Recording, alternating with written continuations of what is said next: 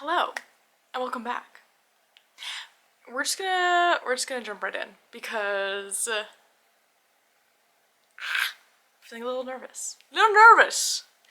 As I usually do. I feel like I always say that with these tarot and neurodivergence videos, but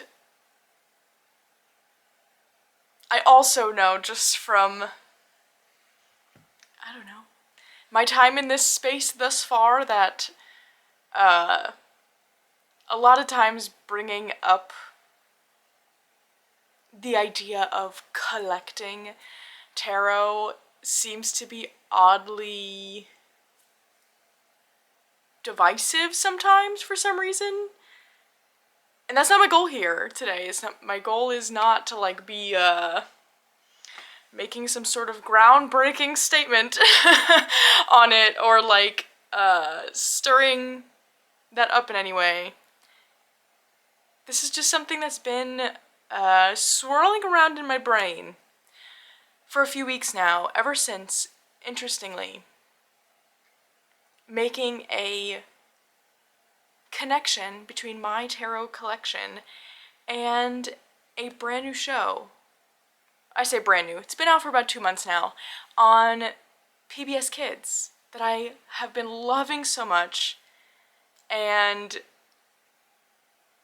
has been such a tool for reflection and discovery for me, and this is one that has been like a bigger one in the sense of like, wow, I didn't even realize like this is what I was doing this whole time. Not necessarily in the sense of like, you know, doing something new. It's just like a thing of like, this, I've already had this thing that's been helping me a lot that I've naturally kind of done all of my life, but in this tarot collection, this is like kind of the biggest and like most rewarding way it has shown up. Anyway, I guess it would be helpful. We're in a different setting. It's because I was playing around with, our Christmas tree is still up. Whatever. Whatever. I got Shrinky Dink paper today. I want to try and make my own keychains. So I guess we'll start off with, the show is Carl the Collector on PBS Kids. This is Carl. That's Peridot from Steven Universe, but we're focused on Carl today. I want a Carl keychain so bad. Like Carl merch in any way, so bad. But it's too new, it doesn't exist. So, yeah, we're Shrinky Dinking him. So that's why I'm on the floor, because I don't know, you ever sometimes where it's like this idea's been swirling around in my brain, and sometimes I just don't feel like talking and don't feel like talking about it. So when the feeling strikes of like, I want to do it, sometimes you just gotta say, okay, right now. Anyways, so the show I'm speaking out, as I said, it's called Carl the Collector on PBS Kids, which if you go to their website, it is completely free to watch. I do think you can get like a PBS Kids channel on, I don't know if it's like Prime TV or something, but I think you then have to pay for it. But if you go onto their website or on their app, like if you have a smart TV, PBS Kids has an app. Like it is free. Like you could just watch it. So just to put that out there. I think it might be best, I have pulled up here, that's what I'm looking down at, the pbs.org kind of announcement / description, and I think it might just be better if I read to you the show description from there, instead of me trying to describe it. So that's what we're gonna do. Okay, let's see.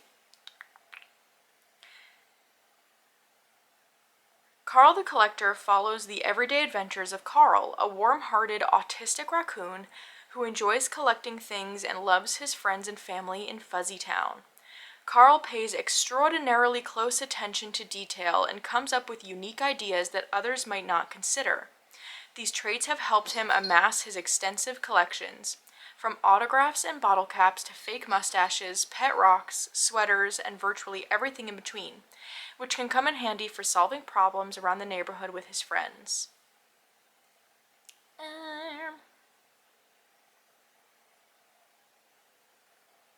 Carl's friends include Sheldon, an empathetic beaver with a knack for connecting people and a soft spot for the underdog.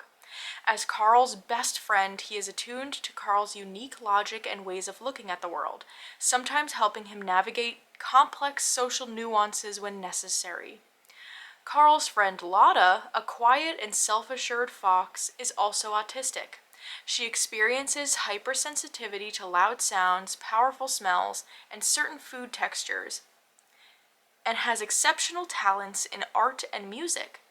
Other friends include Nico and Arugula, identical twin bunny sisters whose personalities couldn't be more different, making their quest to define their individual identities extra complicated. And Forrest, a hyperactive and impulsive squirrel with a tree nut allergy who is always down for an impromptu adventure. In each episode, Carl and his friends work and play together, and in the process find out what makes each of them who they are. As a perfectionist, when Carl does something, he wants to do it well. He sometimes struggles with anxiety in new situations and has difficulty when things don't go according to plan. Like in the episode The Fall, when Nico trips and falls and Carl freezes up, unsure of how to help. In the fake mustache collection, Nico grows frustrated that no one can tell her and Arugula apart, until Carl uses his great eye for detail to help address Nico's concern. Another episode, Whole Lotta Lotta, finds Lotta determined to express the fullness of her personality after she is nicknamed Headphone Girl by another kid at school because of the headphones she wears for her sensitivity to loud noises. Carl the Collector spotlights neurodiverse characters while exploring and celebrating the entire spectrum of humanity, said creator and executive producer Zachariah Ahora. The world of Fuzzytown is designed to be a place where all viewers will see themselves or someone they know in it. We hope Carl and his friends will encourage empathy and understanding and ultimately show that everyone benefits when we recognize and embrace our differences. It's so good. I've never been more excited for something, never just highly anticipated something more, and then just have it totally deliver. And just my experience watching Carl the Collector as a late diagnosed neurodivergent person, it was so healing in so many different ways to see this little raccoon who is so self-aware, but also have friends who are so self-aware, and even in moments when they're not, how they work together to figure it out, and how it's he's able to use his unique strengths to help his friends, and how his friends are able to help him where maybe he's just not able to get it on his own. So good. But as the title suggests, the whole framework and basis of the show is around Carl's many collections. There's this background, or the walls of his room basically are made to look like these floor-to-ceiling, I wouldn't bookcases, but those cubicle ones. And in each cube there is this big mason jar, or a jar of some sort. And in every jar, there is a different collection that Carl has. And so instead of having one really big collection, it's he's got a collection of collections. It's really cool. And each episode is based around one of those collections, and it really shows how Carl makes sense of his world, makes sense of the things going on around him through his collections. And they really are this touch point for him for when something is happening that maybe he doesn't quite understand intuitively, or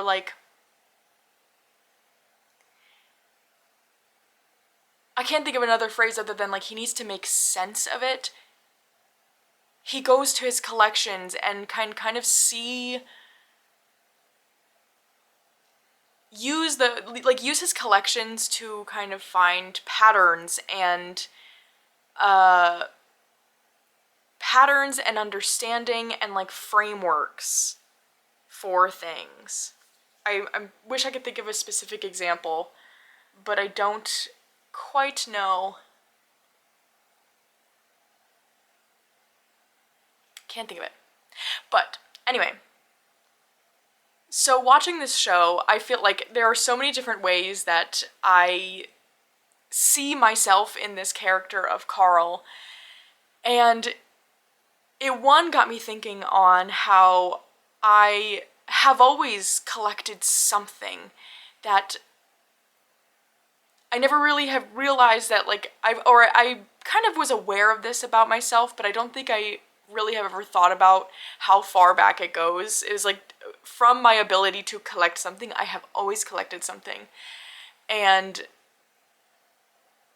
I find that interesting. Like, when I was little, I had a rock collection, and then it moved on to, like, those Littlest Pet Shop figures, and then, like, those Webkin stuffed animal. Like, always had something.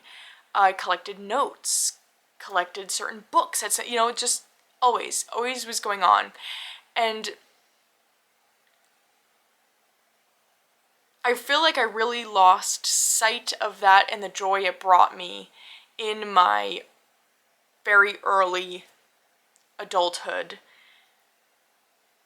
because it just felt like something to be embarrassed about, and that there was such shame tied to, because it's like, if you are kind of amassing a certain amount of something, it's interesting to me that, like, a lot of time, especially when it's physical items, and I have always, for me, it has always been a physical item thing, because that is just what makes the most sense to my brain, is like tangible objects. And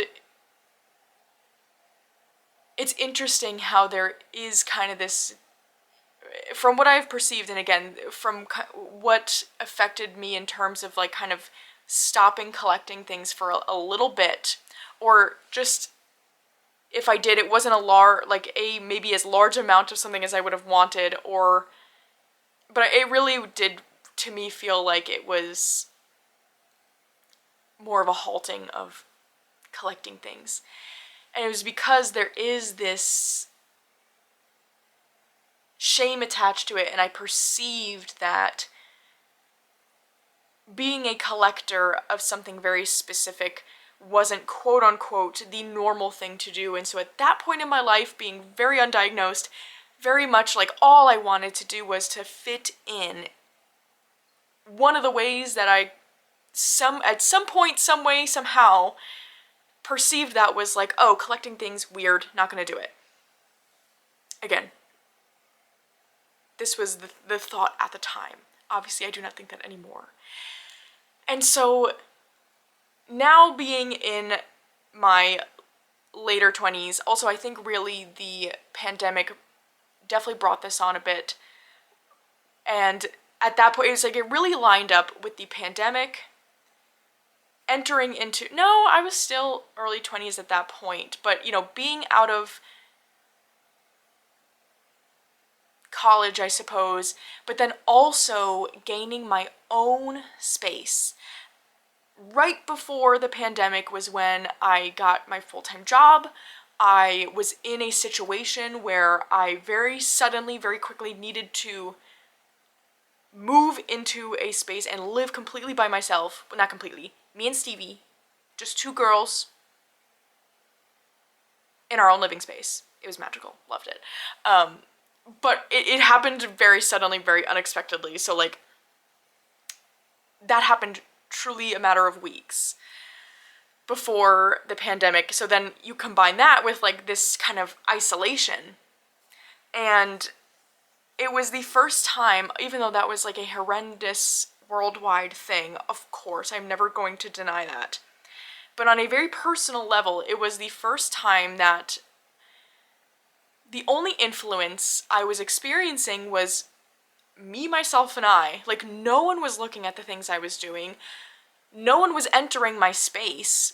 And to say that, like, it was really, I hadn't realized that there wasn't this feeling of safety in my living space for a long time until that moment. Like, that's just what it felt like. It felt like this, like finally having this feeling of, like, a safe space. And that is when I started collecting decks. It also lined up with learning about tarot. I had no idea that it existed, like, in general. It wasn't even like I had this stigma again. Like, I did not know it was a thing. Learned it was a thing, and I immediately, upon receiving my first deck, it did not take me long to... Oh, sorry, I got distracted. Let me turn over my iPad there. Got a notification. Immediately started collecting decks, which is interesting to think back on because that was... I started collecting decks before I even knew TarotTube was a thing. Because it was really just more so looking at the... It started out with the Barnes & Noble website, because that was where my friend who told me about tarot got her decks, so I was like, okay, let's look there. And then it was like seeing the publishers, and it just was like an intuitive thing for me to then go to the publisher website, since a lot of times, like, for work when I'm ordering children's books, like, that's what I'll do. Anyway, so that's what I did, and then it wasn't until, like, I was looking up a certain deck and a video popped up for a walkthrough that I was like, oh my gosh, people, like, walk through the decks, that's awesome, I can see the whole thing before I purchase it. But anyway, this is all besides the point. I have never separately read tarot and collected tarot. It has always been one and the same for me, and that has a lot to do with the way I think special interest works for a lot of neurodivergent people, but I'm never going to say everyone for anything. But so, talking about my experience completely. Anyway, so how I experience special interest is because I am such a, like, visual, tangible object kind of person. When I am gaining a special interest, I, of course, am doing the thing of, like, wanting to know everything and anything about it. So I am, like, consuming as much information as humanly possible about it. So I remember, like, I was listening to podcasts, audiobooks, reading books, like, reading my tarot cards every morning, every night. Because, you know, also, at that point, we had so much time. So endless time, it felt like. And then... But again, because I'm a tangible object person, it was one... I saw that there were multiple tarot decks out there. So many tarot decks already at that point out there. And I'm like, well, if there are different decks, they must be saying different things. There must be something different about each and every one of them. And I need to know, want to know. This is so cool. And so that is how I experience special interest, is that, like, I want to consume as much information as I possibly can at once, but then I want to see it all. I want to have what I can have to go with it, because having things in my immediate space to go with this special interest feels really rewarding to me. And so, for starters, that was the first realization of, like, how that works for me, of, like, reading tarot and collecting tarot has never been a separate thing for me, has always been one and the same, and, like, something I couldn't imagine separating, because both feel so important to the other. And so, you know, it's obviously been a buildup of years and, you know, months and months and things of that sort, but over a span of time of it continually being my special interest, I have amassed a very large collection of decks, which I love so much. And I don't want to get too much into this topic of the interesting thing I find around certain conversations that have come up around deck collecting and things of that sort, but, you know, it cycles. What I've noticed that there's a pattern and it cycles, and I have been around for, like, you know, one or two of these cycles, really, on TarotTube specifically, or just the tarot sphere, of a conversation coming up around deck collecting, and what I have perceived is there being a lot of feelings of shame around having a certain number of decks. I don't think there really is like a specific number put on it, but as soon as like a collection is perceived as large, there are periods of time that it seems like, you know, we kind of go through where it's like there is kind of a shame added to that, not from any specific direction, and I think a lot of it, you know, comes from a personal place too. That's another thing I guess I've noticed, and not to say that's right or wrong, like at all, not what I'm trying to say. Just like an interesting thing I notice, that it feels like to me when a collection is veering on whatever we want to perceive as large, that it always comes with caveats and explanations and feeling like there needs to be a reason. And that's something that's really interested me. And the first time I experienced that conversation, because I was coming off of years of not collecting anything because it felt shameful and because it was not well received in my sphere of existing, I did really fall back into feelings of shame around it, of like, gosh, like, do I have some sort of like a problem with this? Do I have like an addictive personality? And again, not to like get into these things and like say that they're not. This is my experience, so I'm not saying that like that can't be someone's experience, but this was where my thoughts were going with myself, that I have now have an understanding like that's not what was going on. Anyways.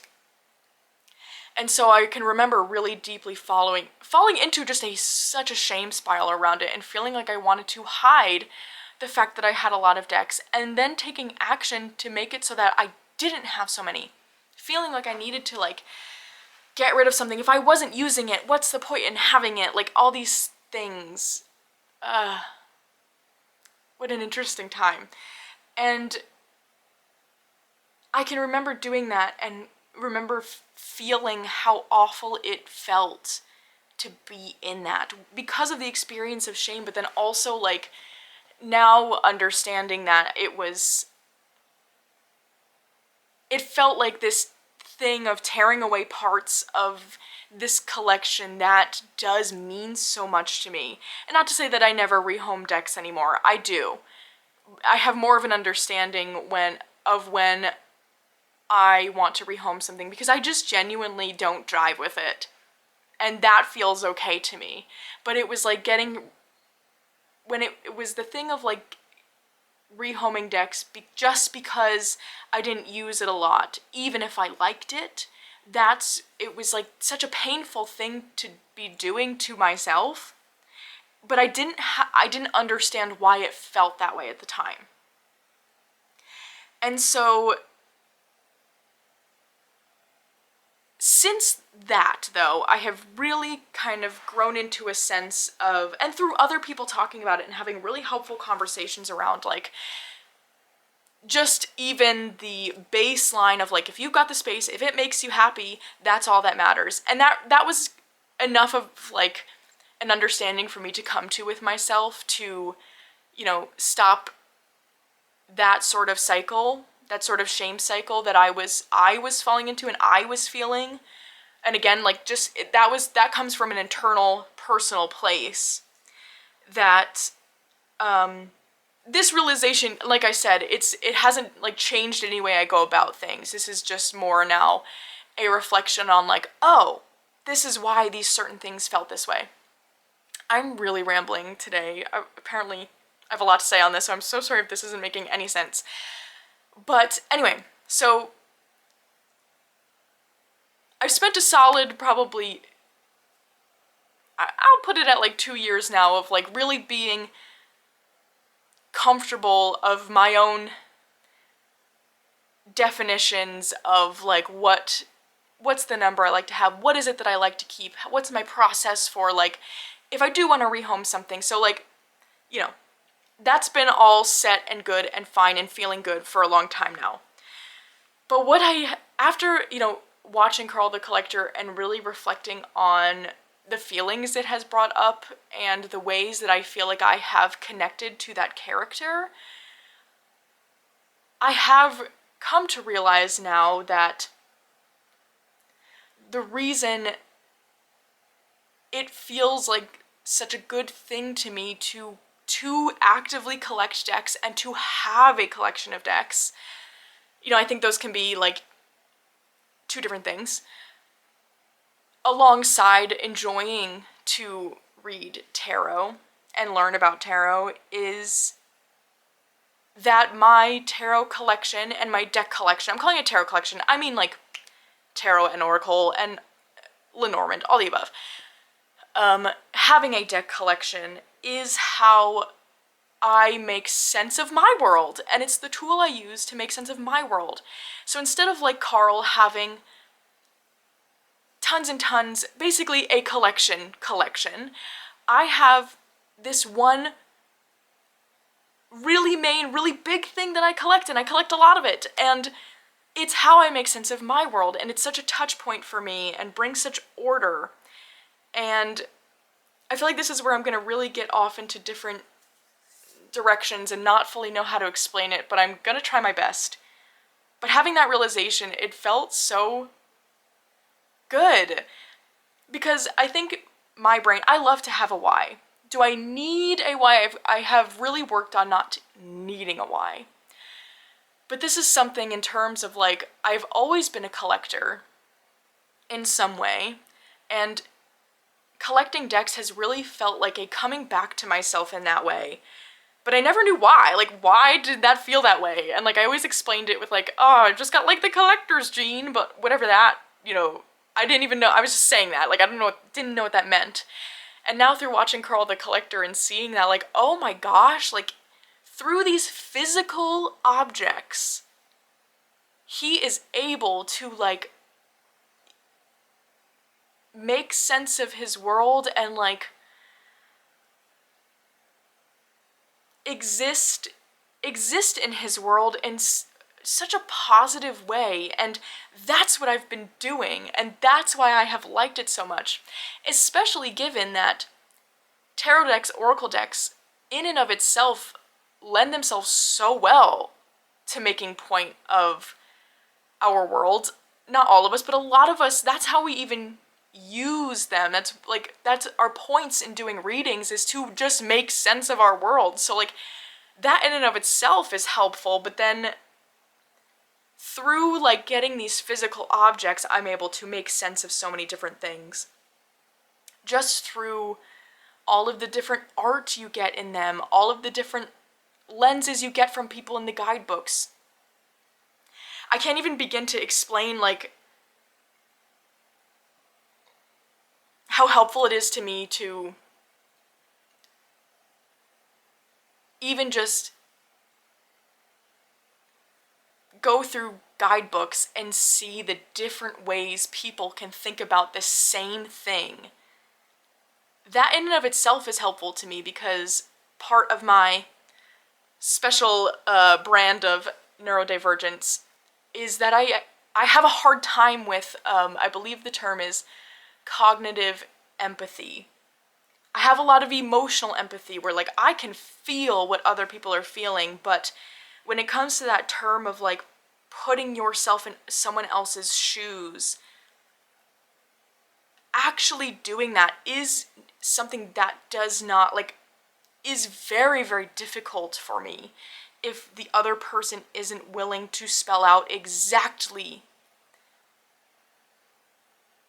what being in their shoes is. You know, like, I can do it. If you give me, like, the full story, then sure, then I can be there. But that's not the reality of how it usually works in the world when, like, you know, being in someone else's shoes, like, that kind of terming comes up. And I didn't realize until recently that that's just, like, a neurotypical mind, or some other minds, it's, like, can actually just intuitively do that. I didn't realize that that wasn't just a phrase, that there actually was this, like, actual action behind it, because it's not something I can intuitively do. But through reading guidebooks, especially when there's guidebooks where people start to get personal, oh my gosh, I can't even begin to explain how, like, thrilling that is to me to read through that and be like, oh my gosh, I'm getting this, like, because it's spelled out in this guidebook, in this framework of tarot that I understand, I am getting to be in someone else's shoes. Like, that's so cool. And so, I don't even know how to, like, organize my thoughts on this. Maybe I could have organized it before that, but is that ever how these roll? No. And so that's one of the big ways I find having this collection really helps me. And within that, within this making sense of my world, there's just endless ways it does it, and it's such a fun thing for me to think on, because it's like every time I think about it, something new pops up. Like, a common thing that, if you're reading about neurodivergence, especially specifically autism, is you'll see a lot of things of, like, especially, like, autistic children, of, like, oh, they like to take their toys and, like, line them up or put them in a very specific order. Again, not all, but it is, like, a common feature. And even, like, that's something I've been thinking about, of it is so much fun for me to take my very large collection of decks, put them all in the middle of the room, and then recategorize them, put them in different orders, put them in different categories, think about the categories. It is so, so fulfilling to me, so much fun for me, and I realize now, again, like, from reflecting on this PBS Kids show, that the reason I like that so much is because it really helps provide me a sense of control in my world, which, like, the neurodivergent, I want to say really kind of, I say neurodivergent because I think there is so much crossover for what at least I experience with ADHD and autism, and so I use that term because I don't exactly know where one ends and one begins, so that's my reasoning there. But I am aware that some features maybe are more explained by one versus the other, but whatever. I don't know. Anyway, and so, because a feature of how I experience neurodivergence, and, like, how I now realize it, is, like, going through a world that is very geared towards the neurotypical person. I am aware now that so much happens throughout the day that I don't fully understand, or, like, maybe it takes me longer to understand, or sometimes I don't ever understand, like, oh, hey, what happened there? Why did they want me to do this way? Like, why wasn't this explained in, like, fully, if that's what was expected? You know, like, so many things that, like, when I get to the end of my day, it's like, it's hard to even go there with myself, of even trying to think of, like, what didn't I understand today? Because there's always something, and it's not productive for me to do that, but regardless. And so there really is this feeling of, like, a lack of control going into my day a lot of the times, just knowing that there probably is going to be things that I am aware I haven't grasped fully, or haven't done in a way that was maybe expected, and there really isn't much I can do about that. And also, just a feature for anyone walking around in the world is, like, you just can't control everything. You just can't. And a feature of a lot of neurodivergent minds is, though, a desire to have a very controlled environment, because of just, like, feeling so sensitive to different sensory inputs and situations and things like that. It's like having a controlled environment feels so good, but it's just not feasible when you're going out and about in the world. And, you know, I don't necessarily think that's a good or bad thing. I think that's just one of those, like, that's just how it works. And so, but when it's, like, especially when I have, like, a day where it really just feels like didn't feel like I had control over anything today, which feels really hard to me, being able to come home and just like, even if it's just taking one of my bins of decks, dumping them out and putting them in a new order, it helps regulate me so much. And it's because it's this idea of like, this collection is mine, it is no one else's. I can put it in whatever order I think makes sense to me. I can change that tomorrow if I want. And it is something that can be put into little boxes. Because most of my day otherwise cannot be fit into neat boxes, as much as that would be so helpful for my brain to understand, just with things of like black and white thinking that I know I really kind of deal with. Very little can be put into neat, tidy boxes. But my deck collection is something that I can do that if I want to. And so that's another big, interesting way that having a collection and what I, deem as a larger collection at that. Do I have other points I wanted to make? I made a sticky note on my computer. Would have been helpful to stay over there. I just wanted to sit over here, even though I didn't even end up doing my craft. Should we go check it? You know what? YOLO! Let's go see what I wrote. Because you know what? I really kind of kept track of my thoughts around this, and I know I'm going to check it later and be like, gosh darn it. I forgot to even say that, So let's look at the sticky note. What else? Oh, okay, this is one I've talked about.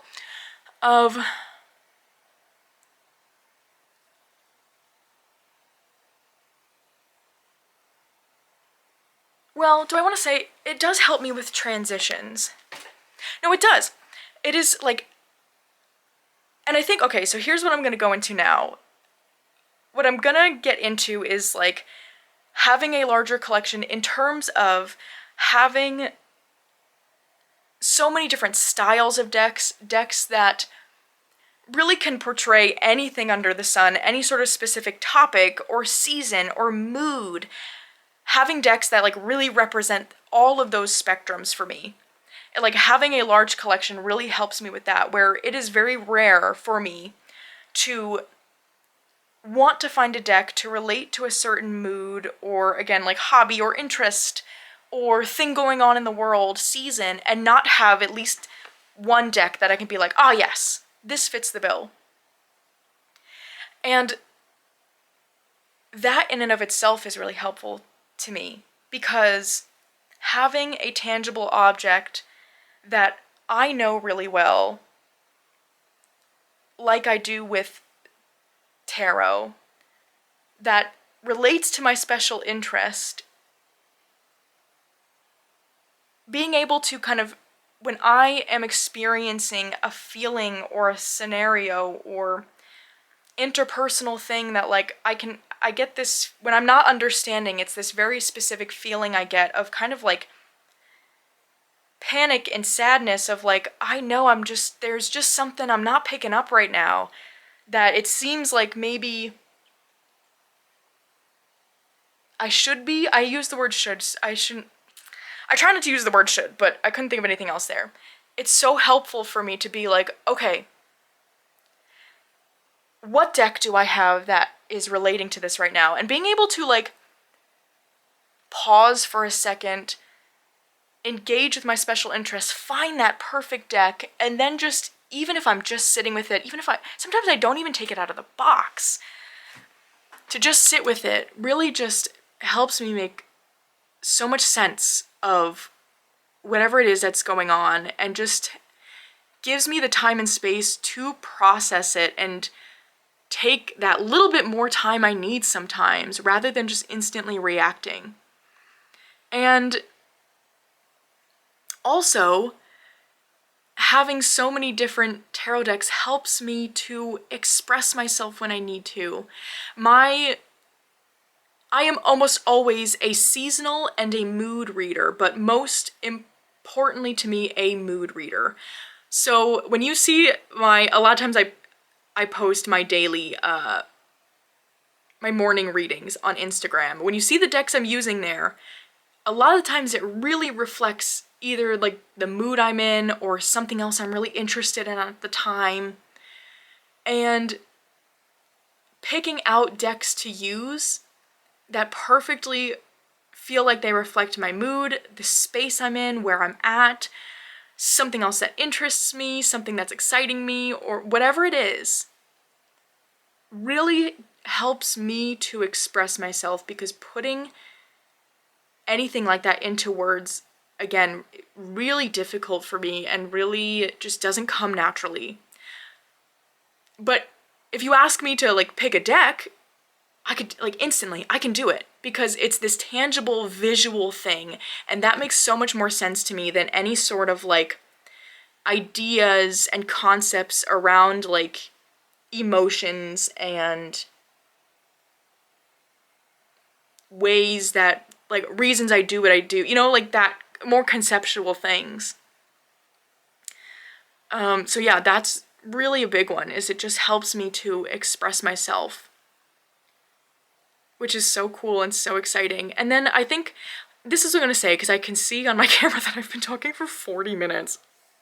Oh my gosh, is this the longest one to date of these? Maybe. But this is what I'm gonna leave it on, is that it helps me to connect with others and to see how they express themselves and they experience the world. And I think that's been one of the biggest things for me, is because I often feel like I miss certain, especially like social things. Connecting with other people is not easy. But innately, when we're reading tarot, it gets really personal. Like, it's almost like we don't have a choice but to get, not to say we don't have a choice, there's always a choice, but like, from a lot of the things I watch and people I engage with, it's like there's, you get to, a lot of the times, jump right over that, like, getting to know someone, small talk kind of thing, because it's like, if you're showing me your tarot reading, I'm seeing a lot literally laid on the table, quite literally. And what better way is there to connect than to like skip over that kind of like, I'm gonna say fluff, not to say that there isn't a time and place, but like, I'm just gonna use the term fluff. And like, what better excuse is there than tarot and talking about tarot, talking about your readings, than to get right in it with someone else and really see them, really know them. And that's been such a beautiful and magical thing, especially like because of how intensely I have been masking since childhood. It feels like through this collection of decks and sharing it with you all and looking at other people's stuff and hearing them talk about it has been like my first experience in so long, if almost ever, really, of feeling like there's this group of people who actually can know a lot about me as a person, because of how easy it is for me to talk about that and show that with having that tangible object of tarot, but also the framework of tarot, and how it just reflects, like, reflecting that fool's journey, and how, like, I can explain something that's going on through these definitions that we all kind of know, and know that there's gonna be people on the other side being like, yeah, of course. Like, I get that, I see that. It's just so cool. It's so neat. And while I have felt really good for a long time about my collection, it feels even better to kind of get to that why. And it's as simple as it is the tool I use to make sense of the world. It's something that's always on my mind, something I am always like hearkening back to, even when I'm not with my collection. Like, if I'm at work and have some sort of like social exchange that I'm like, oh, I can perceive that I didn't get something, but what was it? It's like, in my own mind, I'm like, okay, when I get home, what what deck am I gonna bring? You know, like just things like that. It's so cool. It's so cool. Anyways, I think I'm gonna pause this there. It's 45 minutes. I hope this wasn't too long and that it made some sense and that, you know, I don't know, maybe it's helpful in some way. I love talking about it. Yeah. I made myself tired now. Oh my god, I just talked so much. Anyway, that's all I have to say. So, I hope you're having a great day so far. I'll see you again very soon.